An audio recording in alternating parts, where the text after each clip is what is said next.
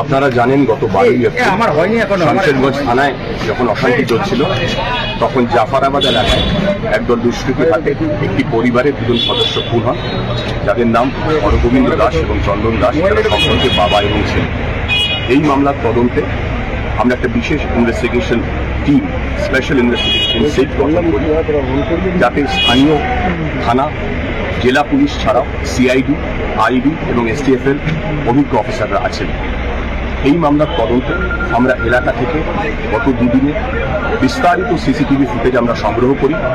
সেই CCTV footage প্রত্যেকটা আমরা খতিয়ে দেখি এবং বেশ কয়েকজন দুষ্কৃতীকে আমরা চিহ্নিত করতে সক্ষম হই, যারা খুনের ঘটনায় প্রত্যক্ষভাবে জড়িত ছিল। গত রাতভর অভিযান চালিয়ে এদের মধ্যে দুজন দুষ্কৃতীকে আমরা গ্রেফতার করতে পেরেছি, যারা এই খুনের ঘটনার সঙ্গে প্রত্যক্ষভাবে যুক্ত ছিল। যাদের গ্রেফতার করেছি তাদের নাম হলো কালু নাদাব এবং দিলদার নাদাব। এরা সম্পর্কে ভাই। এরা দিগরি এলাকার বাসিন্দা, যেটা জাফরাবাদ সংলগ্ন এলাকা। এই দুজনের মধ্যে কালু নাদাবকে আমরা গ্রেফতার করেছি বীরভূম জেলার মুরারই থানা এলাকা থেকে, এবং দিলদার নাদাবকে গ্রেফতার করা হয়েছে সুতি থানার বাংলাদেশ সংলগ্ন সীমান্ত থেকে। এই দুজনকেই আমরা আদালতে পেশ করছি, তাদের পুলিশি হেফাজতের আমরা আবেদন জানাচ্ছি। বাকি যে দুষ্কৃতীদের আমরা চিহ্নিত করেছি বা করার চেষ্টা চালাচ্ছি, এখনো ইনভেস্টিগেশন চলছে, তাদের খুঁজেও তল্লাশি চলছে। এবং স্পষ্ট করে এটা জানিয়ে দিতে চাই, এই নৃশংস হত্যাকাণ্ডের সঙ্গে যে বা যারা প্রত্যক্ষভাবে জড়িত বা পরোক্ষভাবে জড়িত, যারা পরিকল্পনা করেছিলেন খুনের এবং যারা খুন ঘটিয়েছেন, তাদের কাউকে ছাড়া হবে না।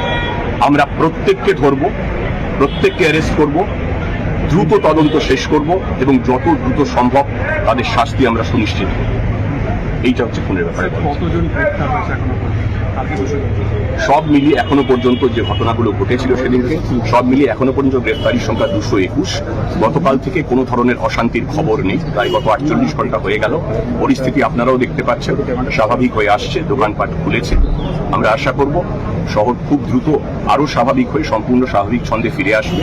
রাজ্য পুলিশ এবং বিএসএফ, সিআরপিএফ টহল দিচ্ছে, আপনারা দেখতে পাচ্ছেন।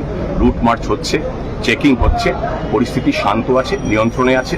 গুজব যাতে ছড়ানো না হয় সেজন্য আমরা ব্যবস্থা নিচ্ছি এবং নেব।